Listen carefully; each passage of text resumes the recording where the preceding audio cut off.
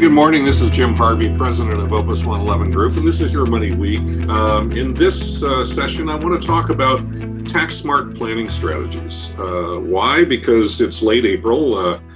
I know that every CPA and enrolled agent and tax attorney out there is breathing a sigh of relief, having gotten through at least the initial deadline. Of course, most people with complex tax situations do extensions through maybe even October.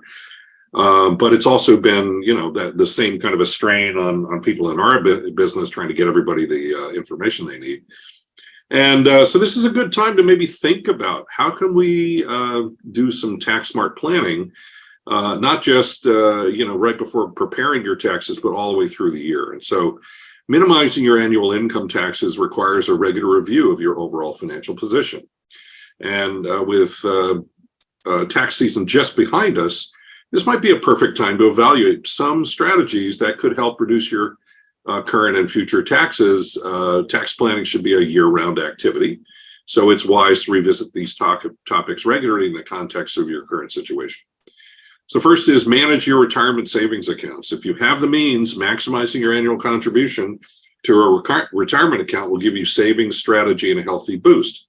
But it's important to understand how the different types of available retirement accounts differ. The most common options, we'll discuss in just a second. But the fact is that with the market having just dropped 22%, depending on or 19 or 33 or whatever for last year. This might even be a possibility if you've been, say, contributing at 8% to go to 10. I mean, you're buying when it's cheaper. All right, so what are some of the common options available to you in your retirement savings accounts? First are employer-sponsored retirement plans. So employer-sponsored 401k plans allow your investments to grow with taxes deferred until you take the money out through a withdrawal or a distribution. Some employers offer both a traditional 401k plan and a Roth 401k plan. I think at this point, most do.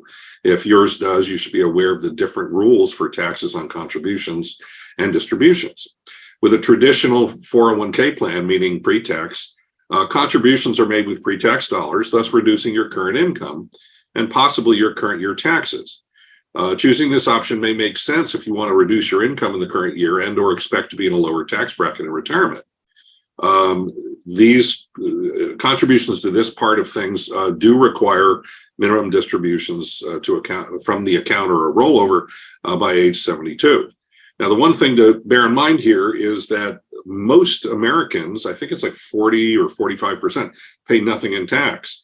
So if you're, if you don't make that much money, I'm not sure pre-tax contributions make as much sense as the next type of contributions if your plan has that, and that's for Roth 401k plans. So the contributions made with after-tax dollars, so it doesn't reduce your income, but the account's accumulated funds have the potential to be distributed tax-free and penalty-free in retirement if certain IRS regulations are met. This could make sense if you're not looking for a current year deduction, or if you don't make enough money where the savings on the taxes is justified. Under circumstances known as triggering events, one of them is termination of employment, Roth 401k plans can be rolled tax-free into a Roth IRA and eliminate the need to take required minimum distributions from those assets. Now that's a big deal, and as a wealth manager and a financial advisor, when people are in retirement, it's nice to know that some portion of the distributions they may need to live and buy groceries or go on trips come from a source where if we take the money out, it's not a taxable event. I mean, the biggest mistake I've seen some people make is they have all of their money in retirement accounts, then they retire, and they have very little in what we call taxable non-qualified accounts. And so every time they need to go to the grocery store, it's a taxable event because they have to take the money out of their pre-tax IRAs or rollovers, and that's a problem. If you own your own business, you can use an individual 401k plan or a simplified employee pension or SEP plan or a simple plan, which stands for Savings Incentive Match Plan for Employees, to shelter income. You can also make contributions to individual retirement accounts or IRAs. There was no age limit as of 2022 in making contributions. It used to be if you were over a certain age, you couldn't contribute, even if you had earned income.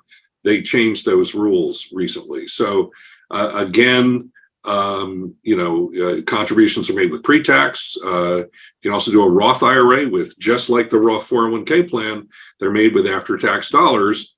The problem is eligibility for contributing to a Roth IRA is based on your tax filing status in MAGI, which is the modified adjusted gross income. So in other words, if you make too much money, you can't make a contribution to a Roth IRA. But if your 401k plan has a Roth component, you can make contributions there. So for people that are either not making enough money where the pre-tax contribution to a traditional 401k plan is sensible, they can make contributions to a Roth. But for highly compensated people that make too much money, either individually or with their spouse, this is an opportunity to put much more or to put money in a Roth IRA. And the difference is that the contribution limits are not like IRAs, which right now is about $7,000 a year.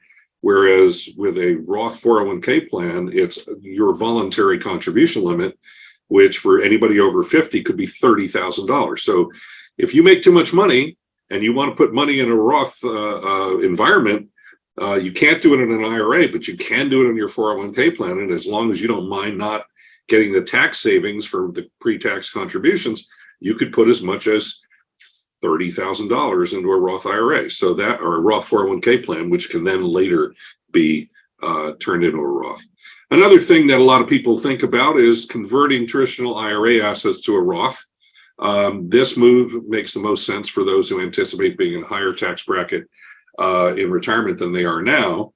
And it also eliminates the need to take the minimum required distributions. But you've got to manage it in a way where you're not pushing yourself into a higher tax bracket, because if you pull $50,000 or $100,000 out of your IRA, that's $50,000 or $100,000 more in income. So you want to work with your CPA or tax professional and make sure that you try not to creep up into the next highest marginal bracket. Another thing that you should do is maximize your deductions. So some deductible items, such as medical expenses and charitable contributions, must meet a specific threshold before deductions can be taken. If you fall short in a particular year, you might be able to limit to time future discretionary expenses or charitable contributions such that you exceed the threshold one year, but not the next. It's always a good idea to review your 1040 because there's opportunity for making investments that provide greater after-tax savings. Pay a special attention when you're looking through your 1040 to taxable interest, tax-exempt income, and dividend income sections of the form. Another area for tax smart planning strategies would be consider municipal bonds, which are tax-free. Municipal bonds are an excellent tax advantage instrument, especially for people that are in a high income bracket or have moved into a higher bracket after a promotion or a career change. Interest earned on municipal bonds is exempt from federal income taxes, and in most states, from state and local taxes for residents of the issuing states.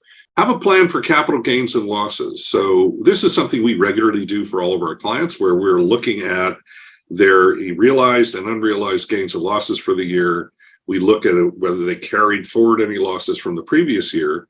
So if they suddenly have a big gain on, say, Apple, and we know that they had some tax cloth carry forwards, and then we can take some other losses to cancel out the gains if we were to sell part of the Apple, that's something that we do. And so that's something you should consider doing. Don't forget life insurance. So life insurance typically is used to provide liquidity to pay state taxes or just to, give the surviving family some liquidity so that they can continue to live in their homes or operate a business or whatever. But the other thing to bear in mind is that life insurance itself, you're talking about whole life and universal life, the income or the gain, the interest that's being generated is not subject to tax. So it's like a municipal bond, only it's got this this death benefit associated with it if you were to pass on. That's a part of the market that we do a fair amount of business with, especially for people that are, say, in their 40s or 50s or are looking possibly to retire earlier than age 67 when they can start taking Social Security. So there's some opportunities to not only provide life insurance, but allow the policy to build up, and then you can take the interest out tax-free, and also the principal as well. And so it could be a very useful thing. So don't forget life insurance as a tax smart investing strategy. And then finally, pulling all the pieces together. I mean, certainly you can do this on your own, but we can work with you and your tax professional to assess your current situation and determine which options could be beneficial to you, as we do with our clients. Or you should be working with your financial advisor and tax professionals to make sure that tax smart decisions throughout the year are an essential piece of what you discussed. All right. Well, thank you very much for tuning in. This is Jim Harvey, president of Opus 111 Group.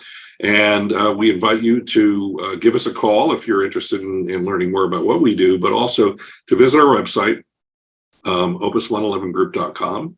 And in particular, the Learn page, where we have lots of written, audio, and video blogs and podcasts that you can review on your own and hopefully help you navigate this ever-changing world in which we find ourselves. Thanks for tuning in, and have a great day.